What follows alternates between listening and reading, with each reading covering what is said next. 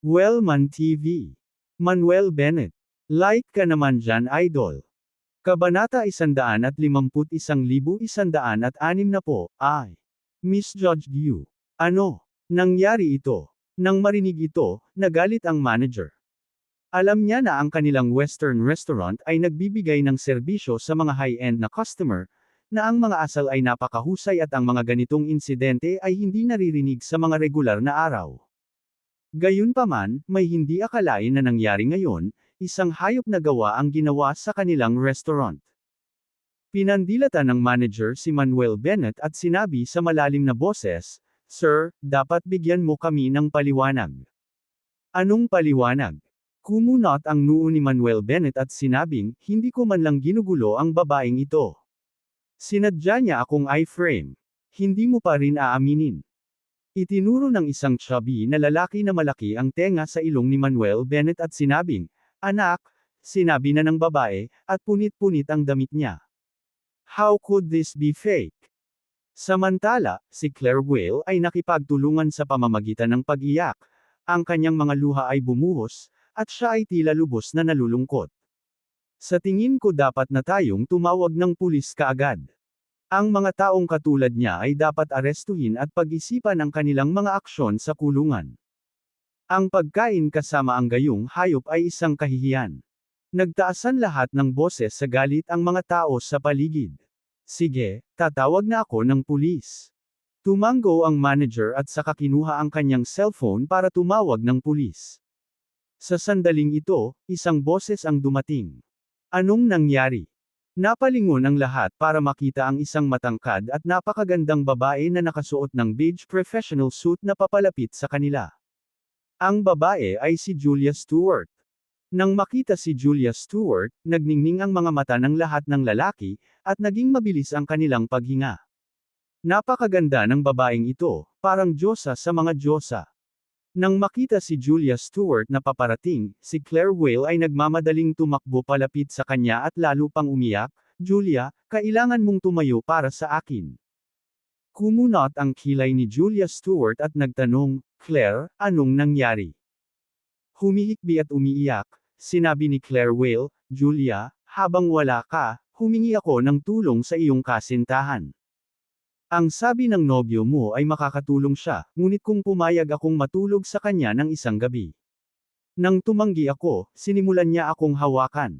Nang marinig ito, natigilan si Julia Stewart. Tumingin siya kay Manuel Bennett, na puno ng di paniniwala ang kanyang mga mata. Hindi siya makapaniwala na ganoong klaseng tao si Manuel Bennett. My goodness! Ang halimaw na ito ay may nobya na, at sinubukan pa rin niyang manakit ng ibang babae, lubos na mas masahol pa sa isang hayop. Tama, kasing ganda ng celestial immortal ang fiancé niya, bakit pa niya naisip ang manakit ng ibang babae? Hindi mo lang gets, di ba? Laging mas mabango ang mga wildflower kaysa sa mga bulaklak sa bahay. Sumang-ayon ang mga tao sa paligid at napuno ng paghamak ang kanilang mga mata. Tumitig si Julia Stewart kay Manuel Bennett, nanginginig ang mga labi, "Manuel, ikaw ba talaga?" Tumingin si Manuel Bennett sa mga mata ni Julia at nakita niya ang isang bakas ng pagkabigo sa kanila. Wala siyang pakialam kung hindi siya paniwalaan ng iba. Ngunit kung kahit si Julia Stewart ay hindi naniniwala sa kanya, ito ay tunay na madudurog ang kanyang puso. Napabuntong hininga siya, "Julia, hindi ka rin ba naniniwala sa akin?" Lahat ng tao nagsasabi niyan. Paano ako maniniwala sa'yo? Namula ang mata ni Julia Stewart, and besides, punit-punit ang damit ni Claire, sinasabi mo bang siya mismo ang gumawa? Woo! Sa isang tabi, mas lalong umiyak si Claire Whale. Tahimik na tumingin si Manuel Bennett kay Julia Stewart at nagtanong, "Julia, hayaan mo akong tanungin ka muli, naniniwala ka ba sa akin?" With frustration in her voice, Julia Stewart cried out, "How can I believe you?" Sumakit ang puso ni Manuel Bennett, napatawa siya sa sarili, "Kaya ito ang lagi kong ginagawa sa iyo, hindi ka nagtiwala sa akin." Tatawa-tawa pa siya pagkatapos niyang gumawa ng kasuklam-suklam na gawain, ang halimaw na ito ay talagang makapal ang balat. Di ba? Kung hindi lang siya makapal ang balat, paano niya magagawa ang ganoong bagay? Lalong lumakas ang usapan ng mga tao. Lalo na ang mga babaeng naruroon, ang mga tingin nila kay Manuel Bennett ay napuno ng matinding pagkasuklam. Hindi na nagsalita pa si Manuel bagkus ay kinuha niya ang kanyang mobile phone at nagpatugtog ng recording. Hindi nagtagal, nagmula sa recording ang pag-uusap ni Manuel at Claire Whale. Nang marinig ang usapan nila, tumahimik ang buong restaurant. Ang bawat isa ay may iba't ibang ekspresyon, nakatingin kay Claire Whale nang may pagtataka. Tumigil ang pag-iyak ni Claire Whale, nagbago ang kulay ng mukha niya. Hindi niya inaasahan na ni-record ni Manuel ang kanilang pag-uusap. Hanggang sa matapos ang pagre-record, walang sino man sa restaurant ang gumawa ng anumang tunog. Iniligpit ni Manuel ang kanyang cellphone at lumabas ng restaurant na may masamang tingin. Sa buong proseso, hindi na nagsalita pa si Manuel. My God! So this is what happened. Napakawalan Gia ng babaeng ito. Nung ayaw niyang tulungan siya, sinubukan niyang i-frame siya ng ganito. Mas mabuting lumayo sa mga ganyang tukana na babae sa hinaharap, para hindi magkagulo. Na-misunderstood nating lahat ang ginoong iyon. Wala naman siyang ginawang ganoon.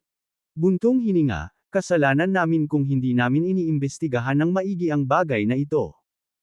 Nagsalita ang lahat ng taong naruroon, nakatingin kay Claire Whale nang may panghahamak at pagkasuklam. Ang mukha ni Claire Whale ay patuloy na nagbabago mula sa mapatla hanggang sa pula na para bang gusto niyang makakita ng bitek sa lupa na mapagtataguan. Manuel. Nagmamadaling lumabas ng restaurant si Julia Stewart na parang baliw. Pero, wala na si Manuel. Inilabas niya ang kanyang telepono para tawagan si Manuel, ngunit pinatay na niya ito.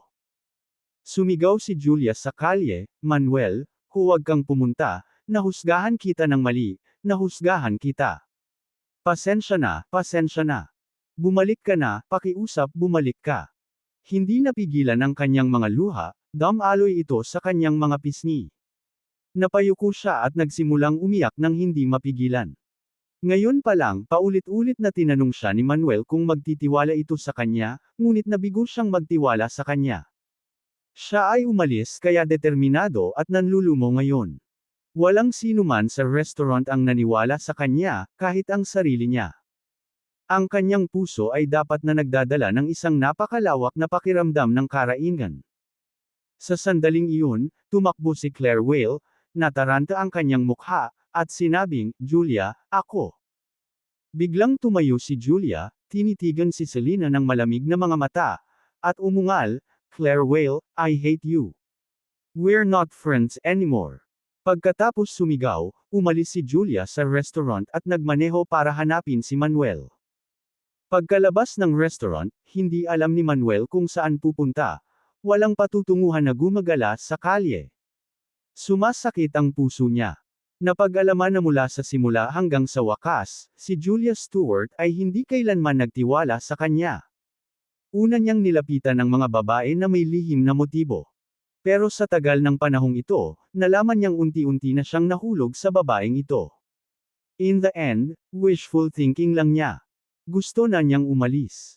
Kung gagawin niya, ang babae ay maaaring makahanap ng isang mas mahusay na kapareha. Nakatingin sa mga kumikislap na neon na ilaw sa kalye, sa dumaraming tao, at sa walang katapusang daloy ng mga sasakyan. Pakiramdam ni Manuel ay nag-iisa, parang walang mapagpahingahan ang kanyang puso. Hindi niya alam kung ilang oras na siyang naglalakad. Biglaan. Isang asol na Bentley Mulsanne ang huminto sa tabi niya. Bumukas ang bintana, bumungad sa akin ang isang napakagandang mukha. Mullen, ikaw talaga. Kabanata 152, Kabanata 152, nagmamalasakit siya sa iyo. Napatitig si Manuel Bennett sa mukha na nasa harapan niya, at pagkaraan ng mahabang panahon, tumawag siya, Sister Betty. Ang babae pala sa loob ng sasakyan ay walang iba kundi si Julie Stewart. Tanong ni Julie Stewart na may nagtatakang ekspresyon, Mullen, anong ginagawa mo dito? Pero hindi sumagot si Manuel. Kumunot ang noo ni Julie Stewart at sinabing, sumakay ka muna sa kotse bago tayo mag-usap. Walang sabi-sabi, binuksan ni Manuel ang pinto ng kotse at umupo sa back seat. Pagkasakay ni Manuel sa kotse, nagtanong si Julie Stewart, "Kumain ka na ba?" "Hindi." Umiling si Manuel. Hindi pa siya nagkaroon ng pagkakataong kumain bago mangyari ang insidenteng iyon, at simula noon ay nagugutom na siya. Sinabi ni Julie Stewart sa driver, pumunta sa Riverside House. "Yes, third madam." Tumango ang driver, at saka pinaandar ang sasakyan, umalis sa lugar. All the way, nanatiling tahimik si Manuel, nakatingin lang sa labas ng bintana, nawawala sa pag-iisip. Masasabi ni Julie Stewart na maaaring may nangyari, kung hindi, hindi magiging tahimik ang binata. Ngunit ano nga ba ang nangyari? Bakit siya mag-isa na maglalakad sa kalye, mukhang nakakaawa at malungkot? Kahit na si Julie Stewart ay napaka-curious at naguguluhan, hindi na siya nagtanong pa. Ito ang pagkakaiba sa pagitan ng mga mature na babae at mga batang babae. Ang mga babaeng may sapat na gulang ay may posibilidad na isaalang-alang ang mga bagay mula sa pananaw ng ibang tao. Naisip niya na kailangan ni Manuel ng tahimik na oras at hindi maabala. Bago nila namalayan, huminto na ang sasakyan sa tapat ng isang restaurant. Bumaba si Manuel sa sasakyan at sinundan si Julie Stewart papasok sa restaurant. Dahil nagpa-reserve na si Julie ng table sa kanilang daraanan, dinala sila ng waitress sa isang spot sa third floor. Isa itong open-air balcony na may isang table lang, hindi kalayuan sa walang katapusang Dragon River. Ang simoy ng gabi ay banayad, at ang maliwanag na buwan ay nakabitin sa kalangitan, na lumilikha ng isang magandang tanawin. Pagkaupo nila, nag-order si Julie Stewart ng ilang pagkain sa menu. "Please wait a moment," sabi ng waitress bago umalis. Nang makaalis na ang waitress ay muling tumahimik ang kapaligiran. Nakatitig lang si Manuel sa ilog sa di kalayuan ng walang sinasabi. Nanatiling tahimik din si Julie Stewart, hinahangaan ang tanawin ng ilog. Maya-maya pa, sunod-sunod na plato ng mga pinggan ang dinala sa mesa. Hindi na masyadong nagsalita si Manuel, at nagsimulang kumain ng nakayuko. Kumain ng kaunti si Julie Stewart, pagkatapos ay ibinaba ang kanyang mga chopstick, sinandal ang kanyang baba, at tumingin kay Manuel na may nagniningning na mga mata. Nang makain na si Manuel, sa wakas ay nagsalita si Julie Stewart, "Sabihin mo sa akin, ano ang nangyari?" Lumagok ng tubig si Manuel, umiling, at nagsabi, "Wala. Puno ng pag-aalala ang mukha mo, pero sinasabi mo sa akin na walang mali." Pinaikot ni Julie Stewart ang kanyang mga mata, at sinabing, "Kung itinuring mo pa rin akong kapatid mo, sabihin mo sa akin kung ano ang nangyayari, at baka makatulong ako." Sa isang malalim na buntong hininga, hindi na itinago ni Manuel ang anuman, at sinabi kay Julie Stewart ang tungkol sa insidente na nangyari sa Western restaurant na iyon kamakailan. Hanggang sa matapos magsalita si Manuel ay tumango si Julie Stewart, naiintindihan ang sitwasyon, kaya iyon ang nangyari. Sinabi ni Manuel na may mapait na ngiti, "Ate Betty, sa tagal kong nakasama si Julia, hindi talaga siya nagtiwala sa akin. Nangyari ulit ito ngayon, at talagang nasaktan ako. Naging sincere ako sa kanya, pero sa huli, ito ang resulta na nakukuha ko." Sinukli ni Julie Stewart ang kanyang buhok sa kanyang mga daliri at bumantong hininga. "Kung tutuusin, hindi mo pa nakakasama si Julia ng napakatagal, kaya normal lang na hindi kanya lubos na pagkatiwalaan. Pero sa tingin ko ay may pakialam si Julia sa iyo. Kung wala siyang pakialam, magagalit ba siya sa iyo? Does she really care about me?" Hindi makapaniwalang tanong ni Manuel. "Yes, she must care about you very much. It's precisely because she cares that she's afraid na baka ikaw ang ganoong klaseng tao." Sumagot si Julie Stewart at saka idinagdag, "Sa alam ko tungkol kay Julia, kung wala siyang pakialam sa iyo, hindi siya mag-abala sa iyong ginawa. Maniwala ka man o hindi, malamang na hinahanap ka na niya ngayon." Nagtatakang tanong ni Manuel, "Hahanapin ba niya ako?" "Sigurado." Tumango si Julie Stewart, at pagkatapos ay nagtanong, "Hindi ka ba niya tinawagan?" Sagot ni Manuel, "Naka-off ang cellphone ko." Sabi ni Julie Stewart, "I-on mo ang iyong telepono at tingnan mo. Malalaman mo kung totoo ang sinasabi ko." Hindi lubusang naniwala si Manuel sa kanya, ngunit binuksan pa rin niya ang kanyang telepono. Gaya ng inaasahan. Sa sandaling binuksan ang telepono, higit sa 100 mga hindi nasagot na tawag at 12 mga mensahe mula kay Julia ang nagpakita. Ngumiti si Julie Stewart at sinabi, "Ngayon naniniwala ka na ba sa akin?" Tumango si Manuel, isang masalimuot na tingin sa kanyang mga mata. Hindi kaya nasabi ni Julia ang mga bagay na iyon sa kanya dahil nagmamalasakit ito sa kanya. Sa sandaling ito, muling tumawag si Julia. Nag-alinlangan si Manuel, hindi sigurado kung sisigot o hindi. Ngunit bago makapagdesisyon si Manuel, kinuha ni Julie Stewart ang kanyang telepono at muling pinatay. Ate Betty, ano? Si Manuel ay lubos na naguguluhan. Sabi ni Julie Stewart, panahon na para matuto rin ng leksyon si Julia.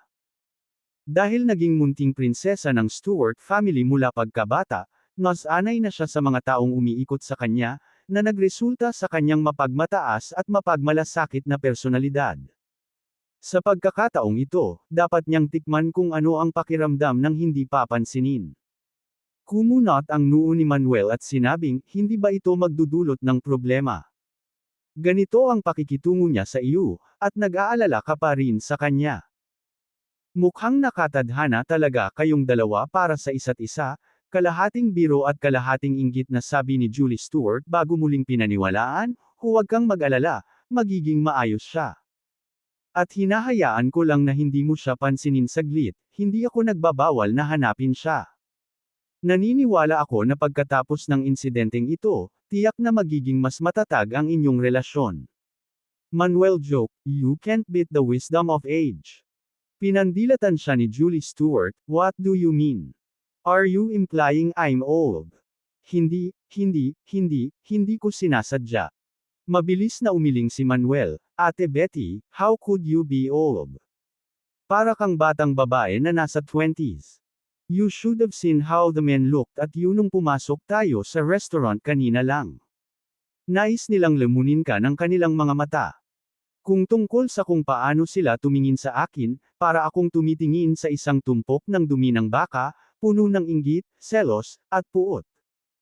Humajijek si Julie Stewart, at nagtanong, so you're very proud and satisfied. Talagang.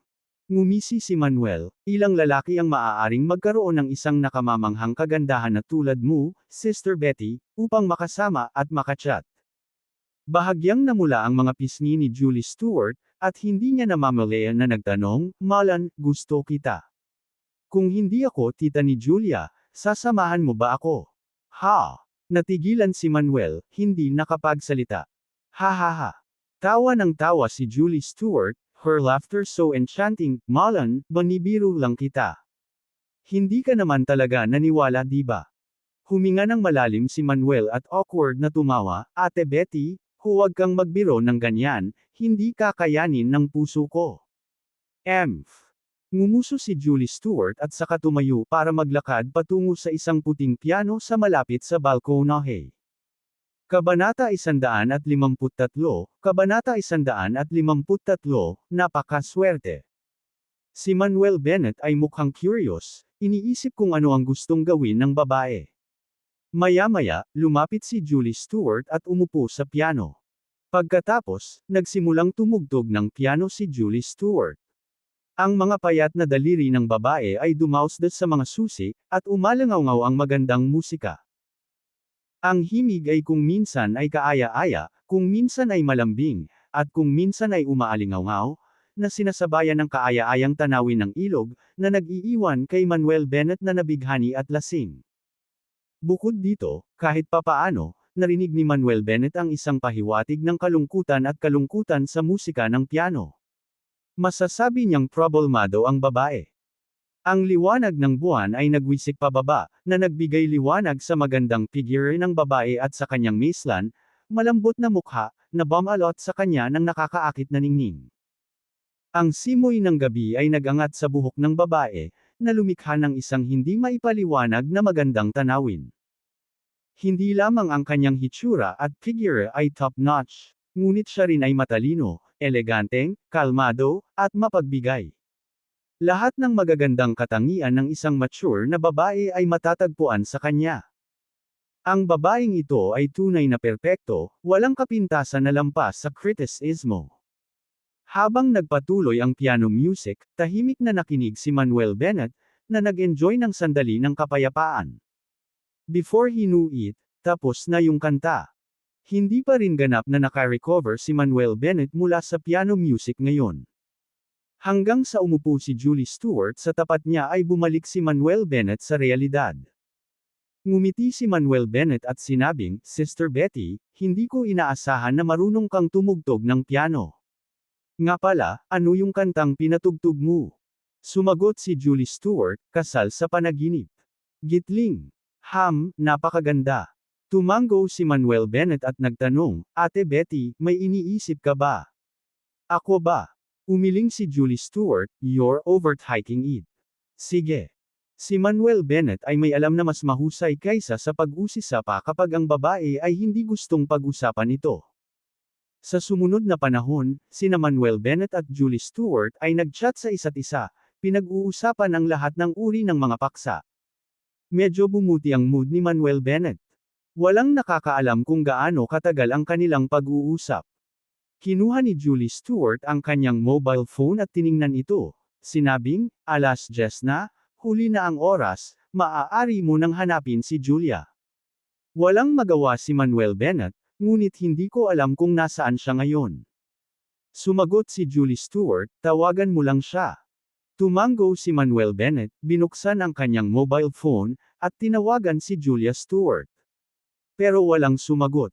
Ilang beses pa siyang tinawag ni Manuel Bennett, ngunit wala pa ring sumasagot. Hindi niya kinukuha ang telepono. Hindi napigilan ni Manuel Bennett na sumimangot, may nangyari ba sa kanya?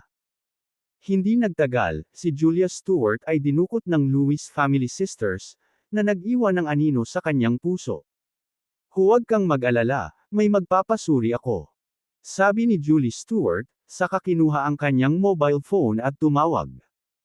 Pagkatapos niyang ibaba ang tawag, naghintay siya ng ilang sandali bago nakatanggap ng isa pang tawag sa telepono. Sinagot ni Julie Stewart ang tawag at nagsalita ng ilang sandali, pagkatapos ay sinabi kay Manuel Bennett, "Nasa Rose Bar si Julia." "Sige." Tumango si Manuel Bennett, "Ate Betty, kung ganoon mauna na ako. Dapat maaga ka rin umuwi." Dahil doon, nagmamadaling umalis si Manuel Bennett sa restaurant. Hanggang sa pinapanood niya si Manuel Bennett na umalis ay nagpakawala ng mahabang buntong hininga si Julie Stewart. Kasabay nito, Rose Bar. Ang halo-halong hangin ay napuno ng amoy ng usok at alak, at ang musika ay maingay. Nagsayaw ang mga kabataang lalaki at babae sa dance floor, pinagpapawisan at hinahanap ang kanilang biktima. Sa sandaling ito, sa isang sulok na lugar, isang magandang babae na nakasuot ng beige professional suit ang umiinom ng sunod-sunod na baso ng alak. Ang babaeng ito ay si Julia Stewart. Pagkaalis ni Manuel sa restaurant, siya ay nagmamaneho sa paligid para hanapin siya. Pinuntahan niya ang kumpanya at tahanan nito, ngunit hindi niya ito mahanap kahit saan. Gumawa siya ng maraming tawag sa telepono at nagpadala ng maraming mensahe, ngunit hindi nakatanggap ng anumang tugon. Dahil dito, medyo natarante siya, na para bang siya ay inabandona. Hindi sigurado kung saan pa hahanapin si Manuel, nagpasya siyang lunurin ang kanyang mga kalungkutan sa isang bar, umaasa na kapag siya ay huminahon, siya ay lilito sa kanyang tabi. Sa ngayon, sobra-sobra na ang nainom ni Julia, namumula ang mukha niya sa kalasinggan. Ang kanyang mahabang itim na buhok ay magulo, ang kanyang mga mata ay malabo, at siya ay naglabas ng isang nakamamatay na pang-akit. Ilang lalaki ang matamang nakatitig kay Julia, isinasaalang-alang siya na kanilang biktima. Namumula ang mga mata ni Julia, ang kanyang magandang mukha na puno ng luha ay naghahatid ng kanyang kalungkutan. Habang umiinom siya at humihikbi, sinabi niya, "Manuel, nagkamali ako. Alam kong mali ako ngayon. Dapat nagtiwala ako sa iyo. Pakiusap bumalik ka sa akin." Sa sandaling umalis si Manuel na mukhang determinado, naramdaman niya ang matinding sakit sa kanyang puso, na para bang natusok ito ng isang karayom. Noon lamang niya napagtanto na ang lalaking ito ay nakahanap na ng daan sa kanyang puso at may mahalagang lugar sa loob nito. Beauty, bakit ka umiinom mag-isa? Sa pagkakataong iyon, lumapit sa kanya ang isang lalaking naka-floral shirt na may malisyosong ngiti sa mukha. Hindi siya pinansin ni Julia, patuloy sa pag-inom ng kanyang alak. The man in the floral shirt cheerfully said, "Beauty, hindi nakakatuwang uminom ng mag-isa. Bakit wala kang kaunting inumin sa amin?" With that, inabot ng lalaking naka-floral shirt ang kamay ni Julia. "Magwala ka." Marahas na tinabig ni Julia ang kamay ng lalaki. "Ikaw." Bakas ang galit sa mga mata ng lalaki. Tiningnan niya ang neckline ni Julia at sa kapalihim na naghulog ng tableta sa isa sa mga bote nito. Pagkatapos noon ay umalis na ang lalaking naka-floral shirt. Sa di kalayuan, may isang grupo ng mga lalaki at babae ang nakaupo sa isang booth, nag-iinuman. Ang lalaking nasa gitna ay maikli ang buhok, napapaligiran ng mga babae. Nang makitang papalapit ang lalaking naka-floral shirt, nagtanong ang lalaking maikli ang buhok, "Jordan, how did it went?" Ang lalaking naka-floral shirt ay gumawa ng "okay" na kilos at sinabing, "Kuya Masi, tapos na. Mabuti." Tumango si Brother Masi, na naglalaway nang makita si Julia sa di kalayuan, kahit kailan ay hindi pa nakarating sa bar na ito ang ganoong kalidad na kagandahan. "Ang swerte talaga natin ngayon." Sabi ng lalaking naka-floral shirt, "Kuya Masi, ang ganda talaga ng babaeng ito at ang ganda ng figure. Pwede rin ba tayong magsaya?" Ikinaway ni Brother Masi ang kanyang kamay at sinabing, "Huwag kang mag-alala, may bahagi para sa lahat ngayon." "Salamat, Kuya Masi." Itinaas ng kanyang mga kampa ng kanilang mga salamin at tumawa ng malakas. Sa puntong ito, inubos ni Julia, sa malayong booth, ang kanyang unang baso ng alak at kumuha ng isa pang bote, ibinuhos ang alkohol sa kanyang baso. Matapos mapuno ang kanyang baso, sinimulang ibaba ni Julia, sunod-sunod na lagok. Nang matapos ang basong ito, biglang naramdaman ni Julia ang nagbabagang init sa buong katawan. Hinubad niya ang kanyang coat, naiwan ang sarili na naka-white chiffon shirt lang. Sa kabila ng pagtanggal ng coat, sobrang init pa rin ang pakiramdam niya, namumula ang pisngi, at nanginginig ang katawan na parang ginagapang ng mga langgam ang buong katawan niya. Ito ay hindi kapani-paniwalang hindi komportable. Nang mapansin niyang may mali, kinuha niya ang kanyang bag at coat, naghahanda ng umalis. Gayunpaman, nakakailang hakbang pa lang siya nang harangin siya ng isang grupo ng mga lalaki. Ang mga lalaking ito ay walang iba kundi si Brother Masi at ang kanyang barkada. "Beauty, huwag kang magmadaling umalis. Halika at makisaya ka sa amin." "Oo, Beauty, tara kumain tayo ng late night snacks. Pagkatapos nating kumain, maaari tayong maghanap ng iba pang uri ng libangan." Si Brother Masi at ang kanyang barkada ay nagpalitan ng maalay na komento, na nakangiti. Sa oras na ito, napansin din ng ibang mga tao sa bar ang kaguluhan, ngunit hindi sila nang ahas na makialam. "Umalis ka sa daan ko." Ginawa ni Julia ang kanyang makakaya upang manatiling makatuwiran at sinigawan si Brother Masi at ang kanyang mga barkada. Kabanata 154, Kabanata 154, "Not a man mo ba ang maling tao? Oh, feisty one, ha? Haha, I like girls like you." Isang nakakalasing na tawa ang pinakawala ni Kuya Masi at hinawakan ang palso ni Julia Stewart. "Beauty, hindi ligtas para sa iyo na bumalik ng mag-isa ng gabing-gabi. Hayaan mo akong samahan ka." Pagkasabi nito, sinimulang hilahin ni Brother Masi si Julia Stewart palabas. Si Julia Stewart ay nagpumiglas ng husto, ngunit hindi makawala. "Iligtas mo ako! Iligtas mo ako!" Sumigaw si Julia para humingi ng tulong. Gayunpaman, ang karamihan ng mga tao ay nagkunwaring hindi nakikita at hindi pinansin si Julia Stewart. Gayunpaman, may ilang tao na tumayo. "Guys, hindi cool na pilitin ang isang magandang babae na ganito. Oo, kung ayaw niyang sumama sa'yo, hayaan mo na lang." Malamig at mabangis na sumulyap si Brother Masi, "Mind your fucking business, we're from the East Union. Nang marinig ang mga salitang, East Union, ang iilan na tumayo ay natakot at nanginginig ang lahat, hindi na nang ahas na magsalita pa. Hey, isang bungkus ng basura. Ngumisi si Kuya Masi at nagpatuloy sa pagkaladkad kay Julia Stewart palabas. Hayaan mo siya. Sa sandaling ito, isang malamig, walang malasakit na boses ang dumating. I fucking said that I'm from the East Union, and someone still minding my business. Nenas agad si Kuya Masi na umuungal ng malakas. Ngunit, nang bumaba ang kanyang boses, isang figure ang sumugod mula sa malayo at biglang sumipa. Si Brother Masi ay nagpakawala ng isang kakilakilabot na sigaw, pinalipad palayo, natamba ang ilang mesa at upuan, at bumagsak ng husto sa lupa. Ang biglaang pagbabagong ito ay ikinaalarma ng lahat sa bar. Sunod-sunod na nagtinginan ang mga tao. Nakita nila ang isang payat at patayong figure na hindi namamalayang lumitaw sa tabi ni Julia Stewart. Ang figurang ito ay si Manuel Bennett, na sumugod mula sa Riverside House. Manuel, bumalik ka na.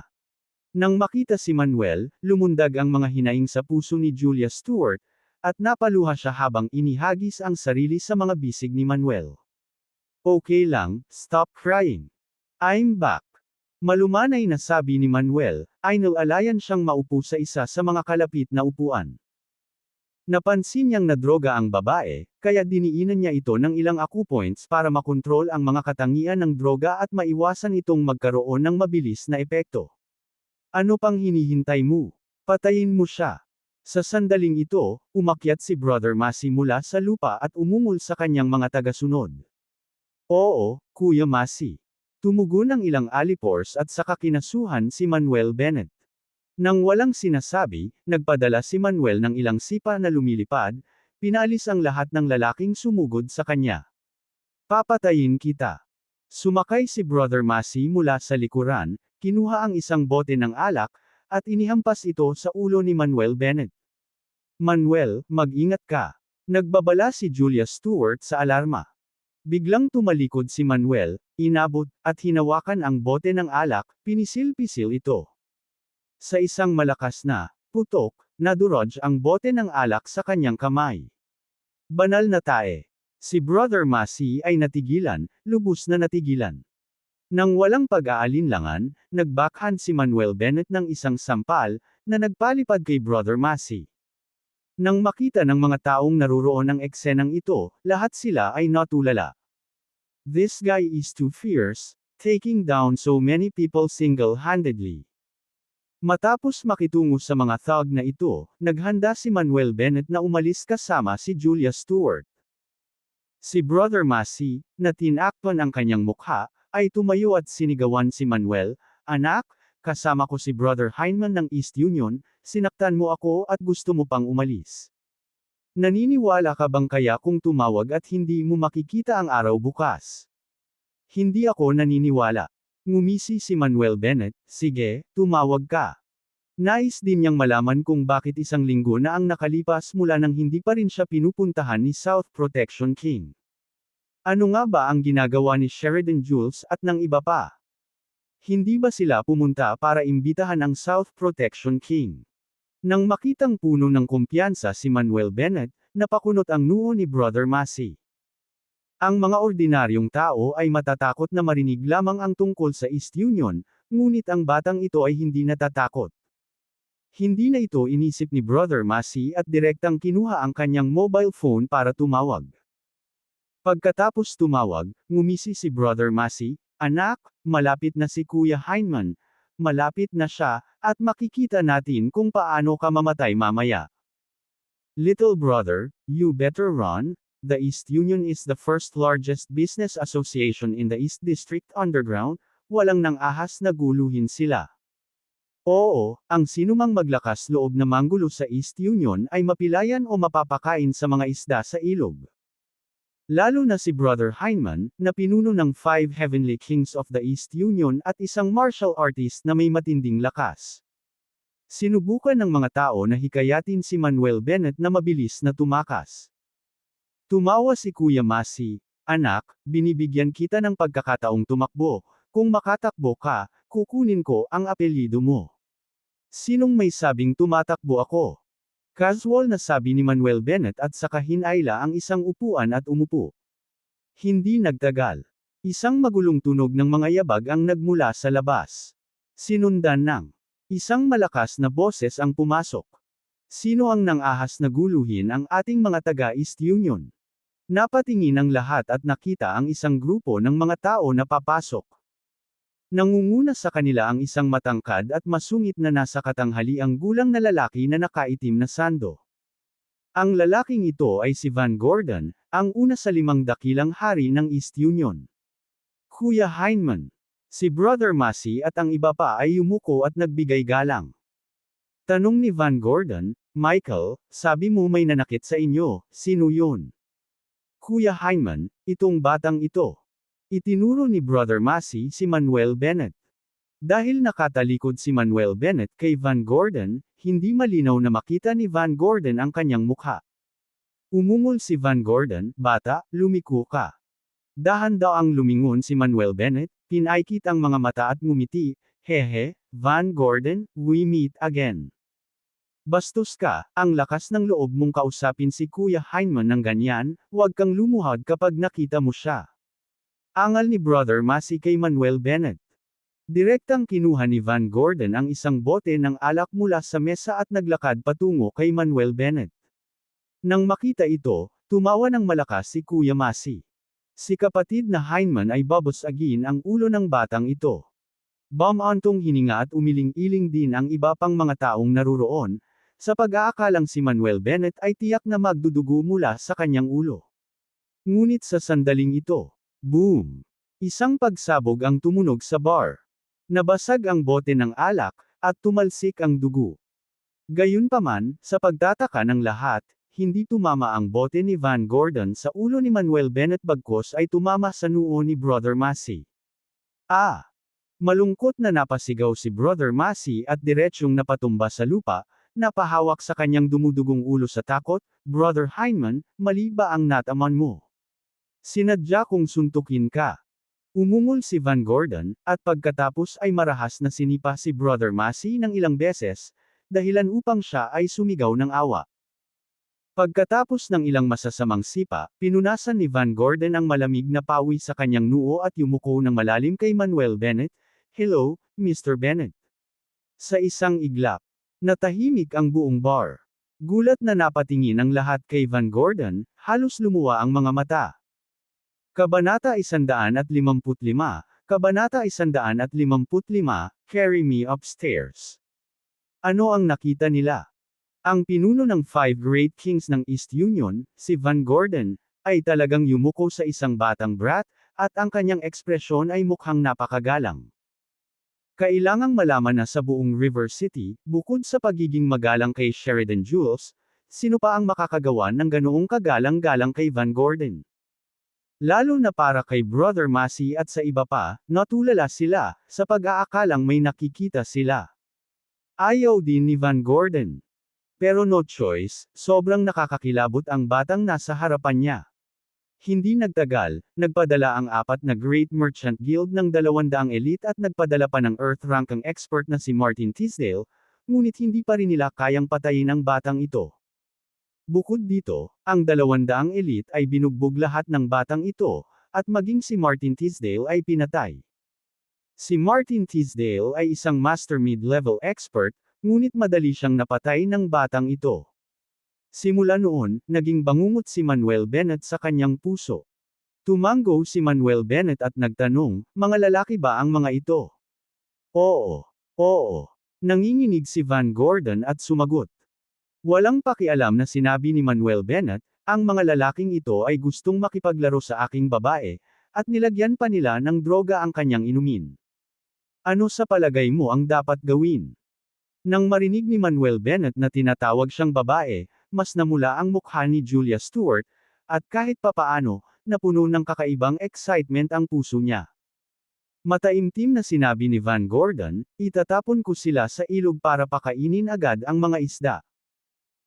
Magandang ideya iyon. Tumango si Manuel Bennett.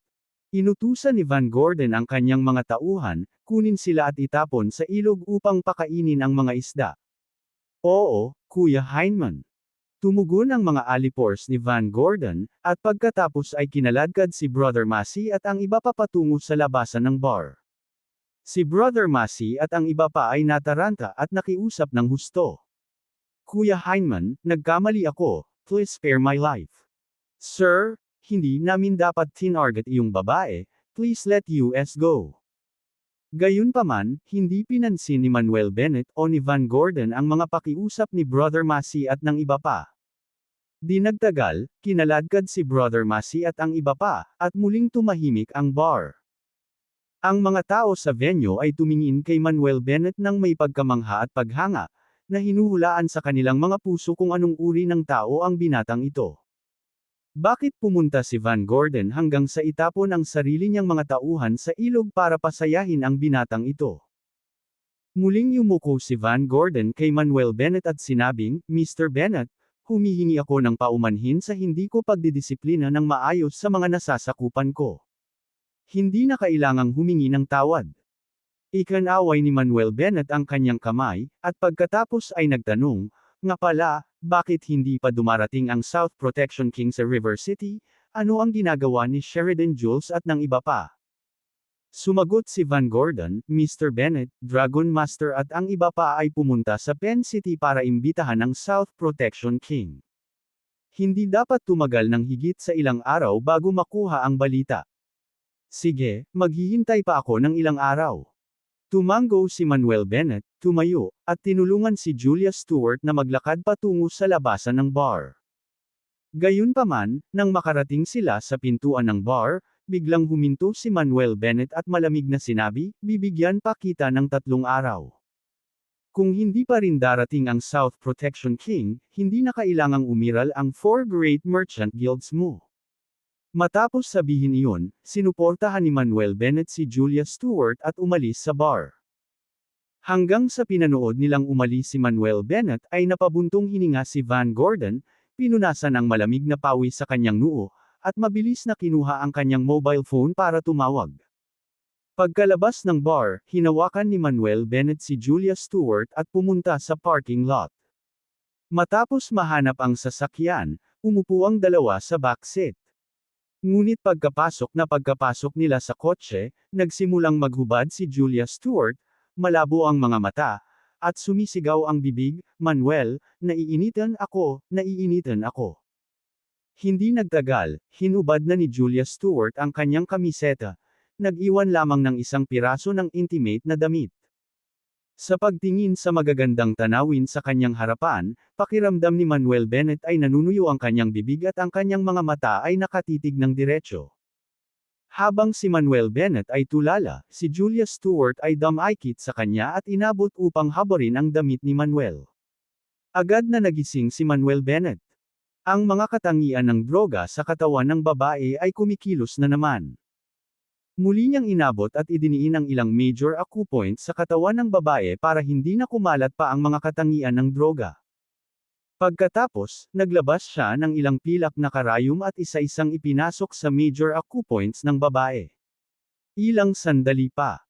Habang umaagos ang ilang hindi kanais-nais na likido mula sa mga butas ng babae, unti-unting nawala ang pamumulan ng kanyang mukha, at sa wakas ay nanembalik ang kanyang pakiramdam.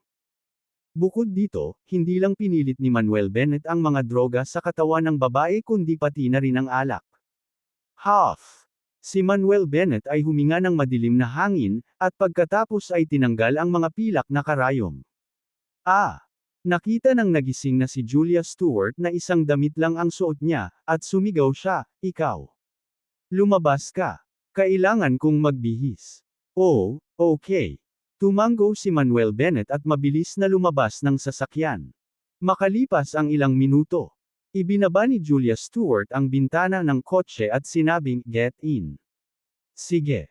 Tugon ni Manuel Bennett, nagmamadaling sumakay sa kotse, pinaandar ito, at lumabas ng bar. Sa daan pabalik sa Divine River Garden. Tinanong ni Julia Stewart, Manuel Bennett, ano ang nangyari sa akin ngayon? Ngumisi si Manuel Bennett at sinabing, ngayon ka lang na droga. Buti na lang at dumating ako sa tamang oras, kung hindi, nasa panganib ka talaga. Namutla ang mukha ni Julia Stewart, at agad niyang napagtanto ang kabigatan ng problema. Huminga siya ng ilang malalim, kinagat ang ibabang labi, at sinabing, "Salamat. Pasensya na." Nang marinig ang kanyang mga salita, nagkunwaring hindi naiintindihan ni Manuel Bennett at nagtanong, "Ano ang pinasasalamatan mo sa akin?" Sinabi ni Julia Stewart, "Salamat sa pagligtas sa akin mula sa mga halimaw na iyon sa oras. Kung ganoon, bakit ka humihingi ng tawad sa akin?" Tanong ulit ni Manuel Bennett. Julia Stewart pouted, "As if you don't know." Manuel Bennett clicked his tongue and said, "Parang hindi ka talaga nagsisisi. Anyway, I was really worried about you." Hindi. Biglang nabalisa si Julia Stewart, "Na-realize ko talaga yung pagkakamali ko, ako yung na-misunderstood mo, sorry." Ngumiti si Manuel Bennett at sinabing, "Sige, tapos na ang bagay na iyon. Huwag ka nang mag-alala tungkol dito." Malumanay na tumango si Julia Stewart at masuyong tumingin kay Manuel Bennett. "Manuel Bennett, sa hinaharap, magtalo man tayo o magkaroon ng alitan, mangyaring huwag mo akong iwan. Kahit na kailangan mong umalis, sabihin mo ng maaga, okay? Huwag ka lang umalis tulad ng ginawa mo ngayon nang walang sinasabi." Magiliw na ngumiti si Manuel Bennett at tumango, "Okay, I promise you." Halos isang oras na yumandar ang sasakyan bago tuluyang nakarating sa No. 8 Divine River Garden Villa. Pagkatapos ay parada ang sasakyan sa garahe, lumabas si Manuel Bennett. Gayunpaman, ang ikinagulat niya ay tila ayaw lumabas ng sasakyan ni Julia Stewart. "Julia, uwi na tayo. Bakit hindi ka bumababa ng sasakyan?" Binuksan ni Manuel Bennett ang pinto sa likod at nag-aalinlangan na nagtanong. Hinawakan ni Julia Stewart ang kanyang ulo at sinabing, "Hindi ko alam kung ito ay dahil sa sobrang pag-inom ko o ang mga epekto ng gamot, ngunit ang aking ulo ay nahihilo at ang aking katawan ay mahina." Natigilan si Manuel Bennett, "Hindi ba tinulungan kita na paalisan ang droga at alak? Bakit parang nahihilo ka pa?" Umiling si Julia Stewart, "Hindi ko alam." "So, ano ang dapat nating gawin?" Tanong ni Manuel Bennett. Ibinaling ni Julia Stewart ang kanyang magagandang mata at sinabing, "Bakit hindi mo ako buhatin sa itaas?" Kabanata 156, Kabanata 156, Pag-atake ng Prosperity Pharmaceutical. Agad namang natigilan si Manuel Bennett, "Julia, nagbibiro ka ba? Sigurado ka bang gusto mong buhatin kita sa itaas?" Namula ang pisngi ni Julia Stewart, medyo nilalagnat, at nag-pout, "Oo o hindi." Nang marinig ang malambing na boses ng babae at makita ang pamumula ng mukha, biglang nanghina si Manuel sa tuhod. Ang babaeng ito ay karaniwang marangal at matikas, na may makapangyarihang aura ng pangulo, na lumalayo sa iba. But unexpectedly, she could also be coquettish, and it was really killer when she was. Nang makitang hindi tumugon si Manuel Bennett, yumuko si Julia at sinabing, "Kung ayaw mo, kalimutan mo na." Nabawi ni Manuel Bennett ang kanyang katinoan at paulit-ulit na tumango, "Payag, syempre payag." Dahil ang babae ay handang bumuo ng damdamin sa kanya, siya ay natural na payag. Ibig sabihin ay humakbang pa siya palapit sa babaeng ito. Oo naman, ang karunungan ay kasama ng edad. Minsan ay sinabi ni Sister Betty na pagkatapos ng insidenteng ito, ang kanyang relasyon sa babae ay magiging mataas. At nagkatotoo ang kanyang mga salita. Masayang ngumiti si Manuel Bennett, saka diretsyong tumingkayad. Saglit na nag-alinlangan si Julia, saka humiga sa likod ni Manuel Bennett. Dahan-daang tumayo si Manuel Bennett, isinara ang pinto ng kotse at naglakad patungo sa villa. Ramdam ang lambot ng katawan ng babae at amoy-amoy ang bango ng katawan nito, medyo napalingon si Manuel Bennett. Si Julia, namumula, ay nakahiga sa hindi gaanong malawak na likod ni Manuel, hindi naglakas loob na itaas ang kanyang ulo. "Masyado ba akong mabigat?" Mahinang tanong niya. "Hindi naman." Umiling si Manuel, "Julia, hindi ka mabigat. Kaya kitang buhati ng libu-libong milya nang hindi humihingal." Paf! Pagkarinig sa sinabi ni Manuel, hindi napigilan ni Julia na matawa. "Sa tingin mo isa kang kabayo, nagdadala ng mga tao sa libu-libong milya. Nagyayabang ka lang. Biglang natuwa si Manuel, "Hoy, huwag mo akong maliitin. Kahit payat ako, napakalakas ko. Walang-wala ang mga kabayo kumpara sa akin. Bakit hindi natin ito subukan ngayon? Ihahatid kita at tatakbo sa kalsada." Nang marinig ito, nagulat si Julia at mabilis na nagsabi, "Fine, fine, I believe you, just don't do anything crazy." Ayaw niyang buhatin siya ni Manuel na tumatakbo sa kalsada. Masyadong nakakahiya iyon. Tumawa si Manuel Bennett at sinabing, "Huwag kang mag-alala, inaasar lang kita." Nakakainis. Napapaot si Julia at bahagyang tinapik ng kamay ang likod ni Manuel. Nang makarating sila sa entrance ng villa, kinuha ni Manuel ang kanyang susi at binuksan ang pintuan sa harapan, binuksan ang mga ilaw, at saka binuhat ang babae sa itaas. Pagkatapos umakyat, binuksan ni Manuel ang pinto sa isang kwarto at marahang inihiga si Julia sa kama. "Sige, magpahinga ka ng maaga. Good night." Ngumiti ng malumanay si Manuel, saka lumabas ng kwarto at isinara ang pinto.